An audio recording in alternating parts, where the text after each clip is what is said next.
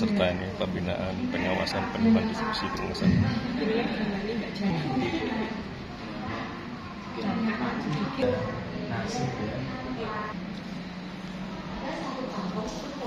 Oke, selamat pagi pemirsa KF. Kita monitor ini UMKM Mandiri Aula di KUKMD. Baru kelihatan setelah meninggal, setelah terkena kanker. Nah, memang di sentra kuku itu akhirnya kami berikan pembinaan tentang tekstil dan IP, tapi menggunakan apa? Menggunakan kalau mau merah ya berarti kaktasi. Ya. Kaktasi ini warnanya mirip dan IP, merah menyala. Jadi dia warna makanya. Memang kadang-kadang kalau pupuknya itu dijemur, nah itu warnanya jadi pudar ya. Kalau pewarna tekstil kan dijemur nggak masalah. Tapi kalau pewarna makanan dijemur itu kayak agak kusam gitu ya. Nah ini kendalanya di masyarakat. Masyarakat nggak mau ya pupuknya kusam, pengennya pupuknya yang ketat, membahana gitu. Waduh, ya berarti kita harus edukasi ke masyarakat. Siapa yang mengedukasi? Bepom. Saya juga harus mengedukasi konsumen ya bahwa ini itu tidak menggunakan pewarna tekstil, kami menggunakan pewarna makanan. Kalau dijemur warnanya pudar ya nggak apa-apa, itu yang aman. Oke, ibu nanti bisa menyampaikan ke ini konsumennya ya. Lanjut, ini borak. Borak ini juga rasanya tadi getir ya. Kemudian kalau dipakai nanti karena borak ini untuk perenyah biasa dipakai untuk pupuk ya. Hari ini agendanya apa Pak Haji Anang Wijat Monggo? Ya, selamat siang ya. Bahwa kegiatan pada hari ini adalah sosialisasi katanya dengan barang berbahaya. Bahwa kami concern terhadap produk-produk yang menggunakan barang berbahaya. Makanya hari ini kami mengadakan sosialisasi yang menghadirkan narasumber juga dari BPOM, dari provinsi, juga dari Dinas Perindustrian dan Perdagangan yang memang paham, juga dari Komisi 2 DPRD yang rawuh Pak dari Komisi 2. Intinya bahwa agar masyarakat bisa memahami bahwa dengan adanya barang berbahaya ini bisa dimasukkan ke produk-produk makanan, ini akan mempengaruhi atau meracuni masyarakat kita bersama. Untuk itu saya berharap bahwa jangan lagi lah menggunakan barang-barang berbahaya untuk dicampurkan kepada makanan yang kita konsumsi. Berapa pesertanya Pak? Sekitar 50 orang. 50 orang. Ini 50 orang dari semua yang saya unsur pembuat makanan, kemudian penjual di pasar. Kemasan ya, semacam cemilan kemasan atau apa? Iya, jadi produk-produk makanan ada yang jual cilok dan sebagainya itu. Oh, termasuk minuman herbal juga, termasuk. Betul, ya, minuman pokoknya intinya menggunakan kalau pewarna ya perwarna yang memang direkomendasikan oleh BPOM. Jadi agenda hari ini di latar belakangnya Pak, mungkin ada kejadian apa? Ya, kami kan setiap mau lebaran kan selalu cek ya produk-produk makanan baik di toko, kemudian di pasar, itu kan masih kita temukan ya. Misalnya kayak greteri yang masih menggunakan formalin dan sebagainya. Pakai blank dan lain-lain. Ya, pakai apapun itu namanya. Nah, dengan adanya seperti itu, kami menganggarkan biar ada kegiatan untuk edukasi bagi pedagang-pedagang agar bisa memahami. Siap. Terima kasih Pak Haji Anang. Matur nuwun. Semua etiket bahan tambahan itu seperti pewarna, pengawet, pengunyah, pengemulsi, kemudian perenyah, kemudian apalagi semua bahan itu adalah izin edarnya wajib MD.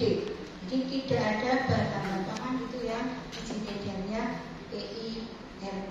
Tahun Undang-Undang Kesehatan Nomor 7 tahun 2024 tadi disampaikan Bapak Dinas, kemudian 18 dan Undang-Undang Perlindungan Konsumen Nomor 8 tahun 99 ini tentu ada sanksinya. Ya, sanksinya apa? Bisa sanksi administratif sampai sanksi pidana. Kalau sanksi administratif tentu kalau mengandung bahan berbahaya harus menarik semua produknya, rugi kan? Disuruh narik semua produknya, kemudian memusnahkan produknya, kemudian dicabut izin edarnya. Nah, itu adalah sanksi jika pelaku usaha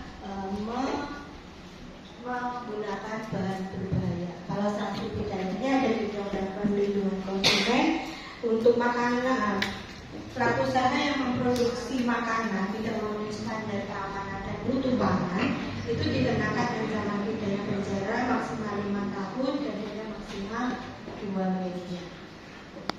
Jadi ada sanksi administratif dan sanksi pidana. Oke, demikian dari saya, semoga nanti bermanfaat dan ada sesi diskusi secara bertanya lebih lanjut. Oke, kemudian saya akhiri itu saya kembalikan kepada Ibu. Terima kasih. Jadi terima kasih Mbak Ibu Reni dari BPOM yang telah menyampaikan kepada kita semua izin edar untuk produk pangan itu seperti apa, terus bagaimana dampak dari penyalahgunaan bahan berbahaya. Dari apa yang disampaikan ternyata penyalahgunaan bahan berbahaya itu dampaknya luar biasa Ibu Reni. Yang pertama katanya tidak menimbulkan keracunan, kerusakan organ maupun risiko kanker. Dan harapan kami apa yang disampaikan Ibu Reni itu bisa penjenengan tidak lanjuti untuk mendapatkan izin edar sesuai produk penjenengan, bisa izin edar PRC sebagainya.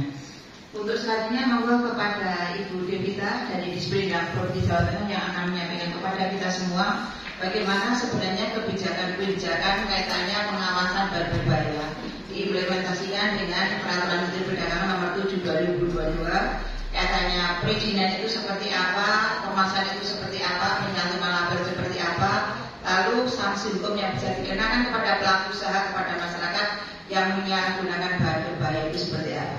Monggo kepada Ibu Devita, waktu dan tempat saya berkata. Terima kasih Bu Dewi waktu yang diberikan pada kami.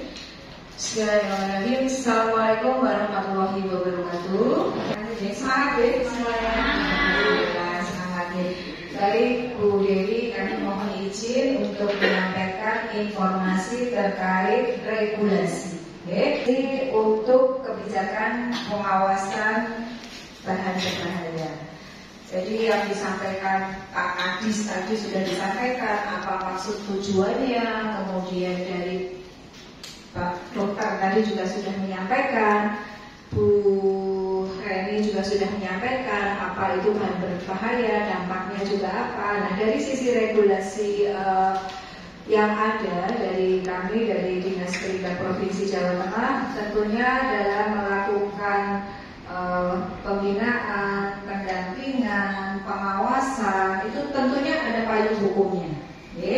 Payung hukum besarnya itu ada di Undang-Undang Nomor 7 Tahun 2014 tentang Perdagangan. Kemudian ada PP-nya Nomor 29 Tahun 2021. Kemudian turunannya ada lagi, ada Permendaknya.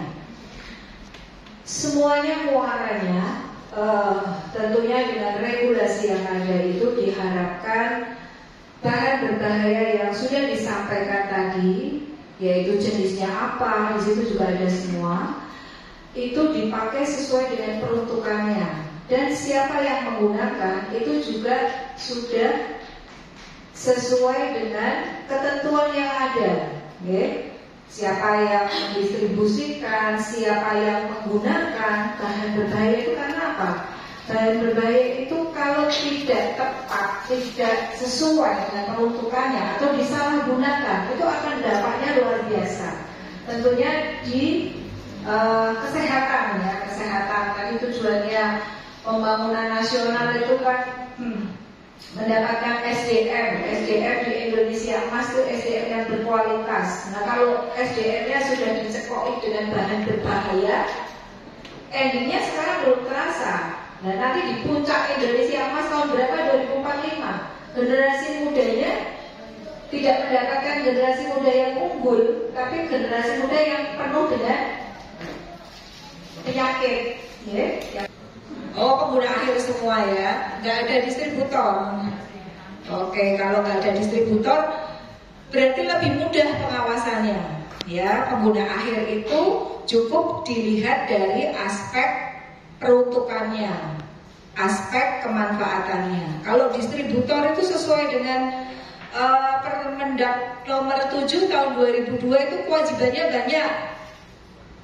kewajiban yang harus dipenuhi itu banyak, harus punya legalitas. Nah ini ya, jadi di ruang lingkup pengawasan kami berdasarkan Permendak 36 tahun 2018, bahan berbahaya itu termasuk ruang lingkup yang kami awasi.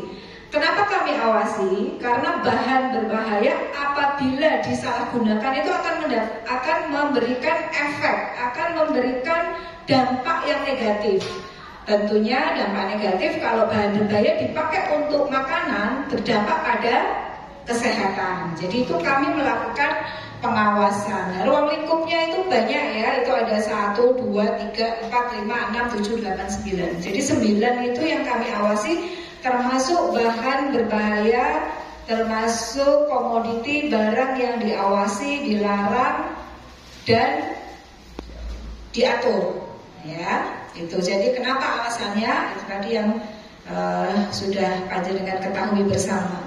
Hukumnya itu banyak ya Bu ya, dari undang-undang ada, dari PP ada, dari Permendaknya juga ada. Kalau dari PP ini, di kewenangan Bupati dan Wali Kota itu memiliki kewenangan untuk melakukan pengawasan termasuk bahan berbahaya. Nah, bahan berbahaya yang di Kabupaten Klaten ini yang ada hanya pengguna akhir. Jadi nanti Bu Dewi bisa memantau pengguna akhir ini dengan melihat aspek legalitasnya, apakah pelaku usaha ini sudah mempunyai legalitas, kemudian peruntukannya untuk apa, kemanfaatannya bagaimana. Nah itu yang perlu dilakukan pengawasan supaya tidak disalahgunakan ya.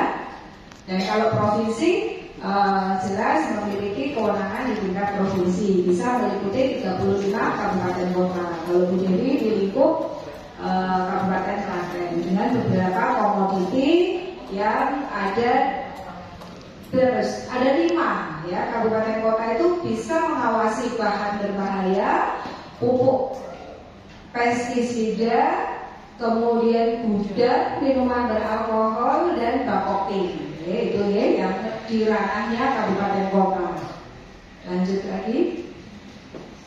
Nah ini pengawas, siapa sih yang melaksanakan pengawasan? Nah, yang melaksanakan pengawasan tentunya sesuai dengan regulasi yang ada itu sudah disebutkan bahwa ada petugas pengawasan dari perdagangan, kemudian ada dari PPNS perdagangan, kemudian juga ada pegawai yang ditetapkan sesuai dengan pasal 145 apabila daerah belum memiliki petugas pengawas.